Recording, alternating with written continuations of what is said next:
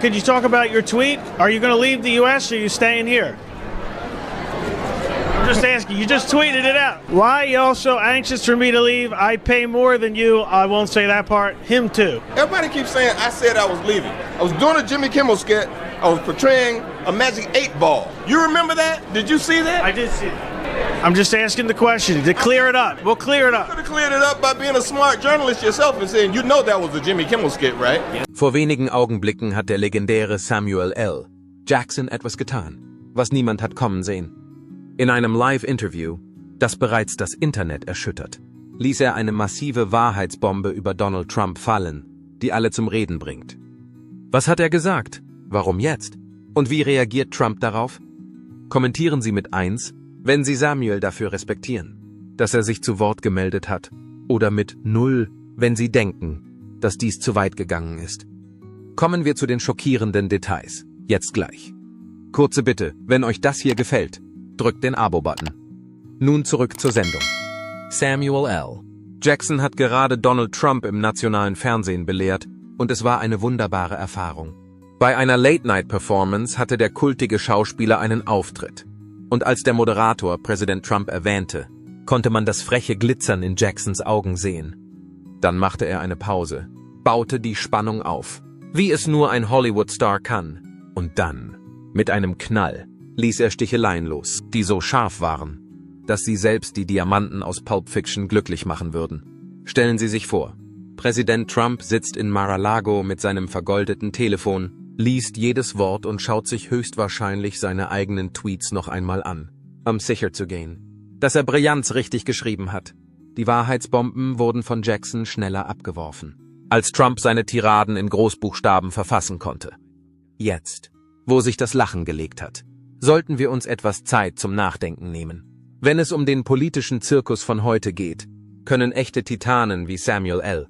Jackson für einige der lustigsten komödiantischen Momente sorgen und zeigen, dass Witz immer besser ist als Getöse. Diejenigen unter Ihnen, die gut aufpassen. Denn wenn wir uns einer Sache sicher sind, dann ist es, dass Trump nicht aufhören wird, bis er versucht, Schlagworte zu markieren. I want to ask you about Donald Trump. You are in a feud with Donald Trump right now. Do you know this? No, I don't. Because it's very exciting. Oh, for really? me, because he doesn't like me either, and so anytime there's somebody new he doesn't like, I feel a fraternity, a brotherhood with him. Yeah, and I had my assistant call and tell him I don't really belong to that club and I haven't been there in 3 years. And they go, well, you are a member and here's your member number. Okay, so we're having beef? You're having beef because I guess you said in an interview that you were a better golfer than him, and then you told a story. Is this true that he signed you up for one of your golf clubs and didn't tell you? Yeah. Tatsächlich verglich Jackson die Präsidentschaft von Donald Trump mit einer miesen Filmhandlung und erklärte, ja, das war die Trump-Administration. Aber leider ist es wirklich passiert. Während des Auftritts drehte das Publikum völlig durch. Und man konnte fast das Geräusch von Millionen von Telefonen in den Vereinigten Staaten hören, die sich einschalteten, um Videos in den sozialen Medien zu posten. Aber Samuel fing gerade erst an, sich aufzuwärmen. Das Mikrofon wurde nach einer weiteren Anspielung auf Trumps berüchtigte Bemerkung, er sei ein sehr stabiles Genie, abgestellt. Die Tatsache, dass man etwas sagt, bedeutet nicht, dass es wahr ist. Wenn ich mich zum Beispiel als Weltklasse-Tänzer bezeichnen würde, wäre das dasselbe, wie wenn Trump sich als stabiles Genie bezeichnen würde. Donald Trumps Fähigkeit, ständig schlechte Entscheidungen zu treffen, ist das Einzige, was man an ihm als stabil bezeichnen kann. But somebody did send me something today that said Trump said he didn't know me. He said he didn't know you. I actually have his Oh, let tweet me see right the here. tweet. This is very exciting. He's very, with exposure, he thinks it's very careful to just barely be on TV at all. Barely get yourself out there. But is that true? You say, you claim right here you have met him. Yeah, I met him a lot. You've played golf with him. I played golf with him. I don't know Samuel L. Jackson, to the best of my knowledge, haven't played golf with him, and think he does too many TV commercials. Boring, not a fan.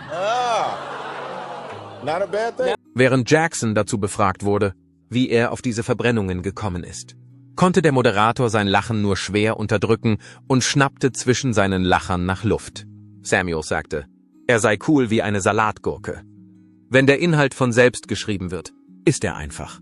Wie eine lebende, sprechende Pointenfabrik ist Trump ein wandelnder Witz. Alles, was ich tue, ist, die Artikel zu sammeln und sie auf eine modische Art und Weise zu präsentieren. Jetzt, wo Sie das gehört haben, fragen Sie sich vielleicht, was genau Samuel Jackson gesagt hat, das Trump so wütend gemacht hat. Nun, schnallen Sie sich an, denn jetzt kommen wir zu den pikanten Fakten, die die orangefarbene Bedrohung auf Twitter ins Trudeln brachten. Trumps Ego war das Ziel von Jacksons direktem Angriff, der charakteristisch für seine sachliche Art war. Wissen Sie, ich habe schon einige ziemlich abscheuliche Charaktere gespielt, aber keiner von ihnen kommt auch nur annähernd an den realen Bösewicht heran, den wir im Weißen Haus hatten, bemerkte er. Ich habe zu meiner Zeit einige ziemlich abscheuliche Charaktere gespielt. Meine Figuren haben zumindest einige positive Eigenschaften, wie zum Beispiel die Fähigkeit, einfachen Lesestoff zu verstehen. He used to call me, I have another person that can verify that he knows me. He called me one day, I was here in New York, and he was always calling me, Samuel L., the Don. I go, who? The Don. Oh, Mr. Trump, how you doing? I got bad news for you. The one person that might not back you up right now in this story is Bill Clinton, because I don't know if he's going to want to say a story that he was golfing with Donald Trump either. He didn't golf that day. He didn't golf that day. He did not golf that So day. who did you end up golfing with? With Mr. Clinton. Okay, so we're having beef? You're having beef because I guess you said in an interview that you were a better golfer than him. And then you told a story, is this true, that he signed you up for one of your golf clubs and didn't tell you? Yeah, and when I got there, it was President Clinton, Really? who could also verify that Donald Trump knows me. Wow. Here's the bummer.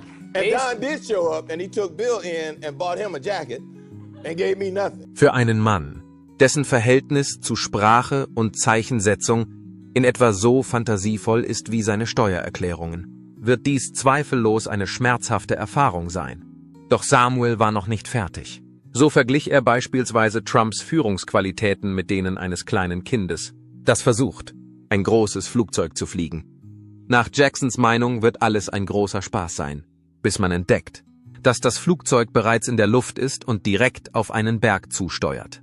Oh nein, die Leute im Publikum waren begeistert und jubelten wie bei einem Meisterschaftsspiel. Danach setzte Jackson seine Rede fort, indem er eine witzige Bemerkung über Trumps Haare machte. Ich habe bei Theateraufführungen in der Highschool schon überzeugendere Perücken gesehen. Wenigstens geben diese Kinder zu, dass sie sich auf ein Spiel einlassen, bei dem sie sich etwas vormachen. Der eigentliche K.O. Schlag aber schon, als Jackson direkt in die Kamera blickte und sagte, Trump, wenn Sie das hier sehen, und seien wir ehrlich, das tun Sie wahrscheinlich, weil Sie nichts Besseres zu tun haben, bezog er sich auf die Tatsache, dass Trump die Veranstaltung beobachtete.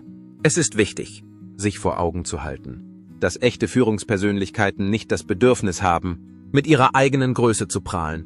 Sie zeigt sich in den Taten, die sie vollbringen. Wenn es um ihre Aktivitäten geht, sind ihre Tweets nicht so laut wie ihre Taten. Von Küste zu Küste ertönten Us als gemeinschaftliche Reaktion. Jackson trug die ganze Ansprache mit der ruhigen, kontrollierten Gelassenheit vor, die nur er zustande bringt. Und das Studio brach in Applaus aus. Das war ein Kunstwerk.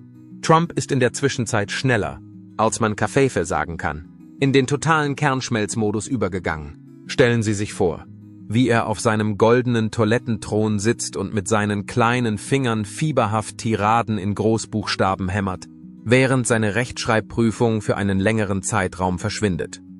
Der erste Tweet von ihm, Samuel Jackson ist eine absolute Niete. Er ist nicht einmal in der Lage, in einem B-Movie mitzuspielen. Hat Donald Trump eigentlich jemals den Film Pulp Fiction gesehen? Als Trump die gefälschten Nachrichten tippte, wurde Twitter schneller mit Memes überschwemmt, als er sie tippen konnte. Die Bildunterschrift für eines der Bilder lautete English Motherfucker und es zeigte Jackson mit einem Wörterbuch statt mit einem Gewehr. In einem anderen Video nimmt Trump an einem Buchstabierwettbewerb teil und scheint dabei völlig verwirrt zu sein.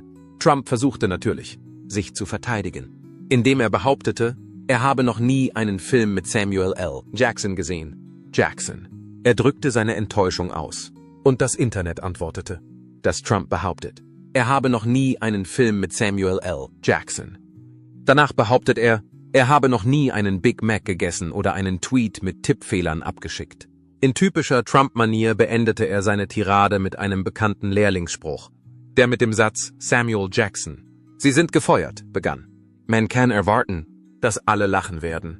Die wissen, dass Jackson nicht für ihn arbeitet und höchstwahrscheinlich auch noch lange nach Trumps Präsidentschaft in der Reality-Show für ihn arbeiten wird. Das Fazit, es war unverkennbar. Neben seinem Humor und Charisma brachte Jackson jahrzehntelange Hollywood-Erfahrung mit. Um es einfach auszudrücken, Trump brachte sich selbst mit. Wir alle wissen, wie die Situation ausgeht, während der Rest von uns das Spektakel genießt, schreit Trump in das Universum. About a little kerfuffle that you and Donald Trump are in. I just wanted to know, are you surprised that this has become a thing in the press? Is it a thing in the press? Why do you think he's saying? I don't know. I don't care. You know, come on. He has to say whatever he has to say. He has to say. You know, and it's one of those interesting things that he called me one day to play golf, not to play with him, but to play with a friend of his. No, it's not. Tell me it's not. I mean, really? I mean, out of all the things that need to be dealt with presidentially, he's worried about me saying that he cheats at golf? Or, that he doesn't really know me? Is that what the deal is? Die Situation ist vergleichbar mit der eines kleinen Kindes, das einen Wutanfall bekommt. Nur dass Trump mit Tweets statt mit Spielzeug um sich wirft. Denken Sie einmal darüber nach. Wahrscheinlich isst Trump gerade einen Big Mac, während er auf seinem goldenen Toilettenthron sitzt. Außer bemerkt, dass Samuel L. Jacksons Braten im Internet ein Trend ist. Ehe man sich versieht, beginnen seine klitzekleinen Finger zu zittern. Und ehe man sich versieht, twittert er, als gäbe es kein Morgen oder überhaupt kein Morgen. Aber jetzt wird es erst richtig interessant.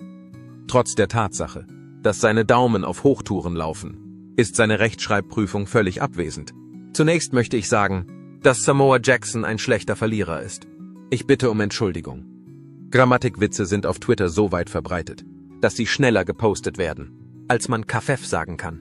Als Scherz macht ein Nutzer die Bemerkung, dass Trumps Rechtschreibfähigkeiten ungefähr so genau sind wie seine Anschuldigungen wegen Wahlbetrugs. Trump lenkt seine Aufmerksamkeit auf Jacksons Golfspiel, da er nicht übertroffen werden will. Allerdings schreibt er versehentlich Golf als Golf falsch. Im Moment ist es sehr offensichtlich, dass er versucht, einen neuen Weltrekord für die meisten Rechtschreibfehler während einer Twitter-Tirade aufzustellen. Es ist sehr wahrscheinlich, dass Samuel L. Jackson gerade irgendwo ein erfrischendes Getränk genießt. Und er gibt nicht das Geringste darauf, was Sie wissen. Es ist ein Kampf David gegen Goliath, mit dem Unterschied, dass David schwere Verbrennungen hat, während Goliath nicht einmal seinen eigenen Namen buchstabieren kann. Jackson hat mehr getan, als sich nur über Trump lustig zu machen. Er hat ihn in einer Fritteuse gebraten, die besonders knusprig gewürzt war.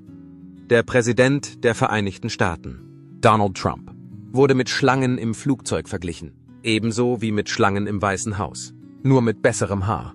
Als nächstes kam das Stück des Widerstands, eine Neuinterpretation von Jules Winfield aus Pulp Fiction. Ich habe die Schnauze voll von diesen verdammten Schlangen in diesem verdammten Weißen Haus, sagte Jackson mit todernster Miene.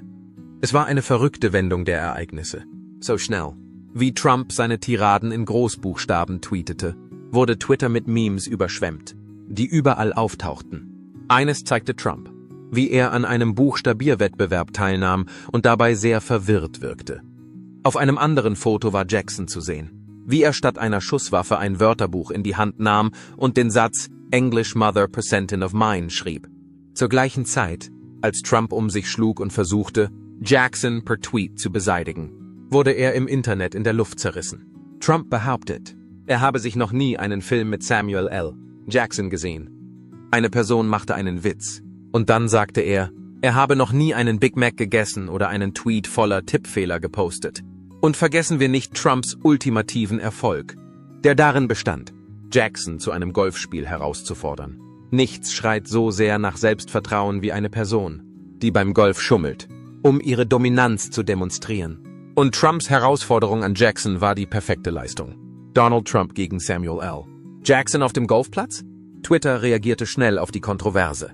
Jackson ausrufen zu sehen, Motte von Persinia, wäre mir eine Menge Geld wert. Mitten im Swing.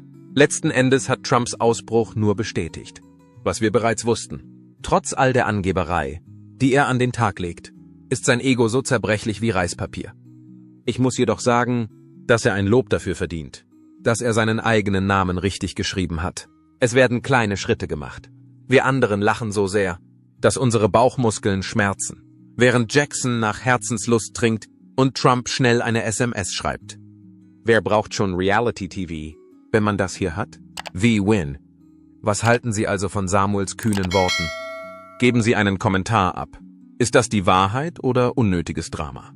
Und wenn Sie es lieben, wenn Persönlichkeiten des öffentlichen Lebens ihre Meinung sagen, dann mögen Sie dieses Video, abonnieren Sie es und machen Sie sich bereit. Denn diese Geschichte ist noch lange nicht vorbei.